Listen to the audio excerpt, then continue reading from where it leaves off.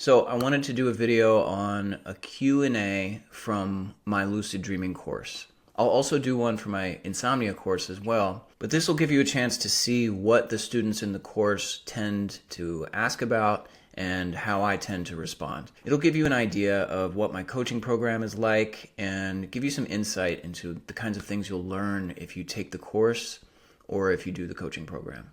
So let's start here. This person said, I have not had a lucid dream in years. I have had dreams where I can control everything and it's so much fun, like a game. Some were so detailed I have them in a file. So I think what they mean by that is they kept a dream journal. Why haven't I dreamt like that again? Is it age? So here's my reply. Hey, thanks for reaching out. You can absolutely have lucid dreams like that again. I just recommend practicing. So this is really what the practice is all about. It's about consistency. It's about building a relationship with your own mind so you get more familiar with the dreaming part of your mind. Usually people just don't try. They don't practice. When we're younger, we tend to remember our dreams a little bit more naturally, a little more easily. As we get older, though, when we stop trying to remember our dreams, that ability sort of fades. It's like a muscle memory. When you think about muscle memory, it's about repetition and conditioning that trains your muscles to remember how to carry out a certain function. But it's not really the muscles that remember, it's the nervous system and the brain. And this same concept applies with dreams. It's a matter of conditioning and repetition and consistency. And so if you practice trying to remember your dreams by keeping a dream journal, you will eventually start to get better at that skill set. So that's what I recommend here. I just recommend practicing. Have you started taking the course here, or check out my app, Mind Awake? The ability to spontaneously have lucid dreams does tend to fade with age, but only if you don't deliberately practice. So if they used to just happen without trying to make them happen, I bet it won't take much practice for you to have them again, regardless of age. And here's the reply. I love your course. I do have a practical question. How do you recommend journaling in the middle of the night? Do you get up and journal? Do you sleep in another room so to not disturb your sleeping partner? So for many lucid dreamers, this is a common question, and it is a very practical one. What are the recommended dream journaling techniques? Which techniques will produce the best results and which will improve dream recall, which will help me have lucid dreams, all these kinds of questions. But how exactly should I start my dream journaling practice? Now, I do have some recommended techniques in the app, which I'll show you here. In the lucid dreaming course, in the app, lesson 2 is all about sleep and dream journaling. Here are the dream journaling tips. So check out the app to learn more about that.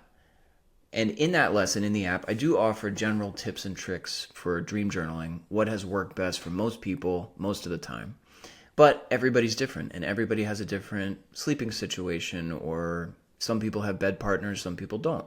But here's my answer for this person. I recommend trial and error versus overthinking it. Try one method a few times, see how it goes for you and your bed partner. And if it works well, stick with it. Otherwise, try something else and see how that goes for you. But generally, you want to make it easy on yourself. You want to just get in the habit of journaling, even in the middle of the night. So sleeping in another room might be a little too much of a change. Does that make sense? So basically, all I'm saying here is make it easier on yourself to create a new habit. So you want to make sure you set yourself up for success. Don't make it too hard on yourself. Don't overthink it. And this person says, thanks, I generally am an overthinker. So that's great advice. So I'll dial it down and just experiment. And I said, yeah, let the results speak for themselves. Get out of your own way, meaning don't overthink it. Don't overanalyze this stuff. Just give it a shot and start writing your dreams down, however that works for you. You can even use like a notebook like this. Just old-fashioned pen and paper works great. People have been using that for hundreds of years, and it works very well. So you don't need to have any kind of high-tech dream journal in order to remember your dreams. You just have to get into the practice of reminding yourself to remember your dreams. And that aspect of your mind is going to respond to you signaling to it that you want to remember your dreams. And it might not work on the first day or the second day, but after a few days, you will start to notice you're writing more and more dream content down, and you're remembering a lot of detail from your dreams. It's really all about cultivating a relationship with your own subconscious mind. So it will take a little bit of time. And if you stopped remembering your dreams, that doesn't mean you don't dream anymore. Remember, when we sleep, we dream. One of the key features of sleeping is dreaming. So if you're sleeping, you are dreaming. Whether that's in REM sleep or the other stages of sleep, you dream for hours throughout the night. So rest assured, if you do want to remember your dreams, tell yourself you want to remember your dreams. And make it as easy as possible to keep a dream journal next to your bed, and imagine what it will be like when you wake up and you roll over and get your dream journal and start writing. What are some of the things you can do to make that as easy as possible on yourself to do it day after day after day? Okay, let's move on to another question. Hey Jason, what is your perspective on the therapeutic potential of dreams for healing emotional trauma, stuckness, angst, and the like?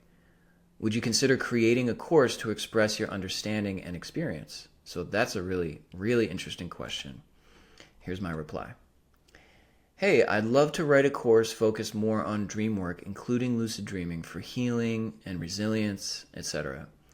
Hopefully I will have time to do something like that soon, because it is one of the main reasons I've dedicated so much of my life to sleep and lucid dreaming in the first place. It is clear that dreams function to maintain or improve our mental health and well-being.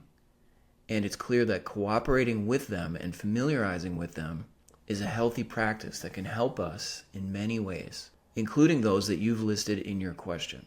Emotional trauma, feeling stuck, feeling anxiety.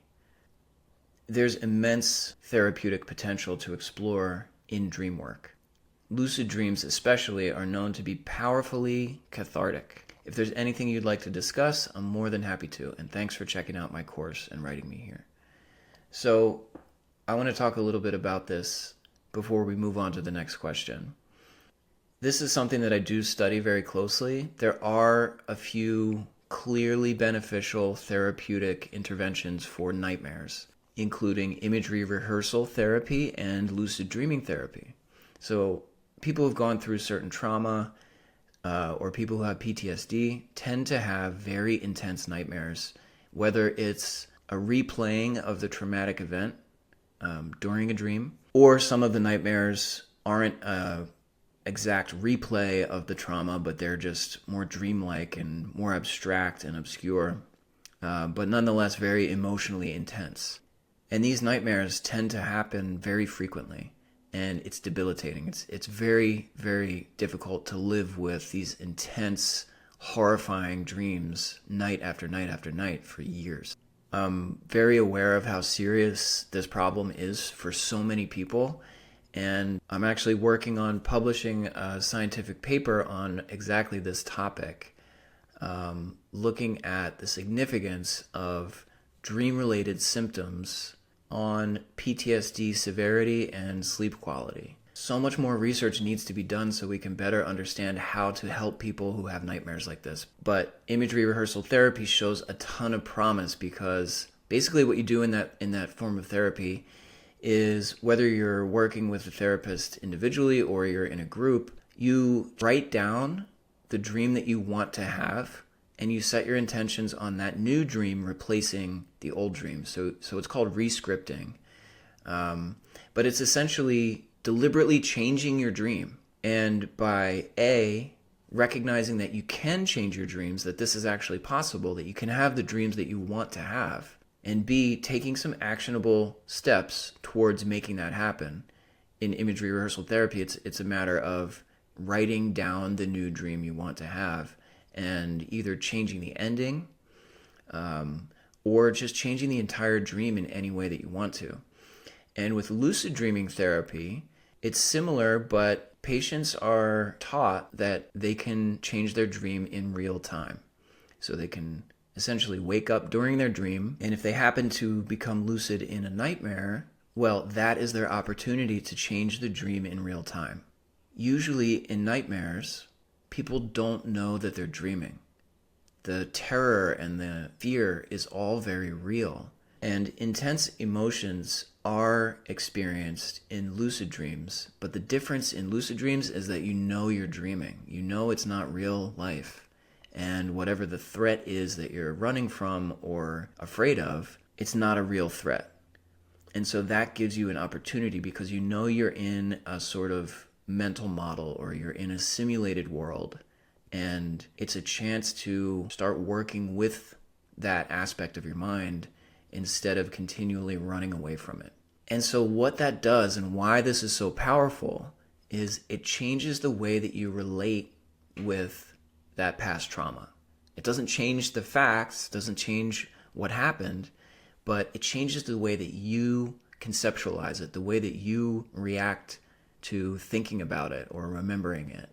It's a way to change the way you relate with your past. And it can help people work through that trauma and feel psychologically relieved from it. It doesn't need to be therapy in order for it to be therapeutic or cathartic. You can have very intense emotions of relief or resolution in lucid dreams without working with a therapist. This is kind of a form of self-therapy.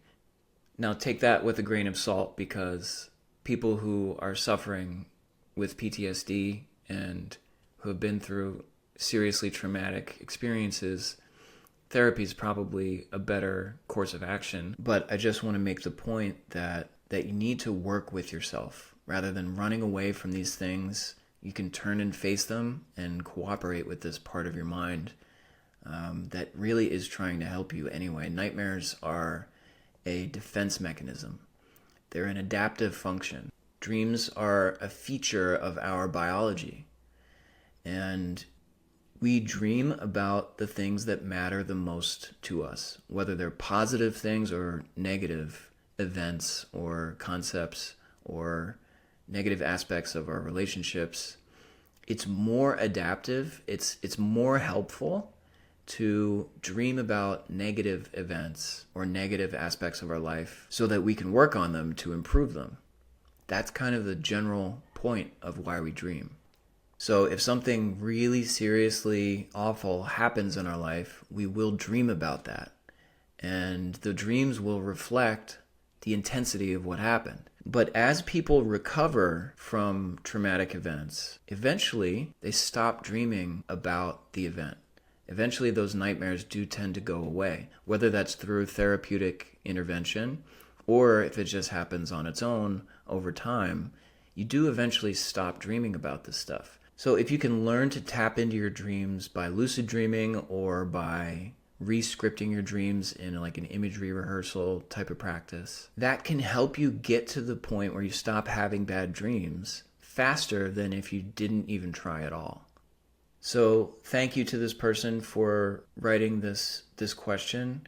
This is one of the most fundamental reasons why I focus on dreams and sleep and lucid dreaming and mindfulness. I think if people just learn these practices and learn that these things are possible, it will be incredibly empowering, especially for people who have been through significant trauma or have anxiety or depression or are just generally struggling. If you can become more aware of the mechanics of the mind, you can learn what is creating this suffering in your mind, and you can work with it at a subconscious level, especially in lucid dreams, and change the machinery at that level so that it functions to produce more healthy and sustainable experiences. Because living with recurring nightmares and constant anxiety, it's just not sustainable and it's unnecessary. It's resolvable. So thanks for that question. Here's another question about dream recall and remembering dreams. I'm halfway through the course and I remembered 2 dreams in 20 days. And that is 2 more than I usually remember. So I guess this person never remembers their dreams. Any advice on remembering dreams more consistently? I find this course excellent in its organization and presentation and pacing and it just stops. Thank you. Okay, thank you. And congrats on remembering more dreams than usual. Yes, to remember more dreams, plan on it. And keep your dream journal next to your bed. Like I said earlier, you want to make it easy on yourself. When you go to sleep, promise yourself you will write in your dream journal when you wake up. It doesn't matter how much you remember, just get in the practice of writing every morning, and that will help you remember more and more every week. It's that simple.